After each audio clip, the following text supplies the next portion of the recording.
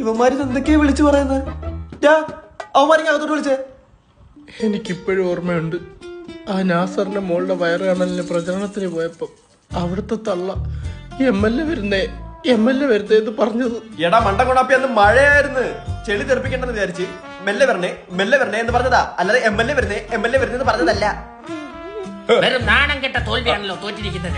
തോക്കുന്നെങ്കിൽ ഇങ്ങനെ തോക്കണം, അതാണ് എനിക്ക് പറയാം. നിങ്ങളെ നേതാവിനി എങ്ങനെ പുറത്തിറങ്ങി നടക്കും? ഇങ്ങനെ നടക്കും.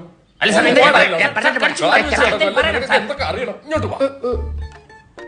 അതെ റംബൂട്ടാനെ, പുറത്തോട്ടൊന്നും ഇറങ്ങണ്ട, ചാനലാരും പിടിച്ച് പൊളിച്ച് ചവച്ച് തുപ്പി വിടും. മൊത്തത്തിൽ ഇപ്പൊ എനിക്ക് എത്ര വോട്ട് കിട്ടി? 10-60,000 ജനങ്ങളുള്ള ഈ മണ്ഡലത്തില് താങ്കൾക്ക് 500 വോട്ട്. എന്തായാലും നേതാവ് സെഞ്ചുറിക്ക് മേളിൽ വോട്ട് പിടിച്ചില്ലേ? ഇലക്ഷനും സെഞ്ചുറിയും തമ്മിൽ എന്തുവാടാ ബന്ധം? 100 കഴിഞ്ഞാൽ സെഞ്ചുറി അല്ലേ? ഈ വിവരദോഷിയൊക്കെ പാർട്ടി കയറ്റിയവനെ അടിക്കണം. ഈ റംബൂട്ടാൻ ചിഹ്നം തന്നെ ഒരുമാതിരി ചൊറി പിടിച്ച കോൺസെപ്റ്റ് ആയി പോയി. ഈ റംബൂട്ടാൻ കണ്ട ആർക്കാണൊന്ന് പിച്ചാൻ തോന്നാത്ത? എടാ, അത് മരത്തിൽ നിൽക്കുമ്പോ ഈ ചിഹ്നമായിട്ട് കാണുമ്പോ നമുക്കൊരു ചൊറി ഫീൽ അടിക്കും. അതിന്റെ കൂടെ നിന്റെ ഫോട്ടോയും ചൊറിയും. നമുക്കൊന്നുകൂടി ഈ വോട്ടുകളൊക്കെ ഒന്ന് എണ്ണാൻ പറഞ്ഞാലോ? തെറ്റ് പറ്റിയിട്ടുണ്ടാവും അവർക്ക്. മോനെ 1, 2, 3 വോട്ടിനല്ല തോറ്റത്. എങ്ങനെ എണ്ണീട്ട് 400 സംതിങ് വോട്ടേ ആവുന്നുള്ളൂ. നാണക്കേട് വിചാരിച്ച് അവർ 500 റൗണ്ടാക്കി പുറത്തു വിട്ടേ.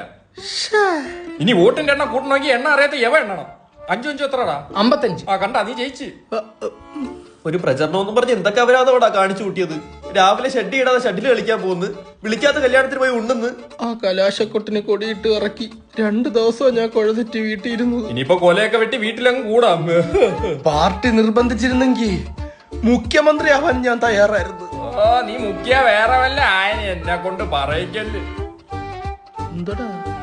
എടാ എന്റെ കൂടെ വാടാ. പിതാവേ, പിതാവാ?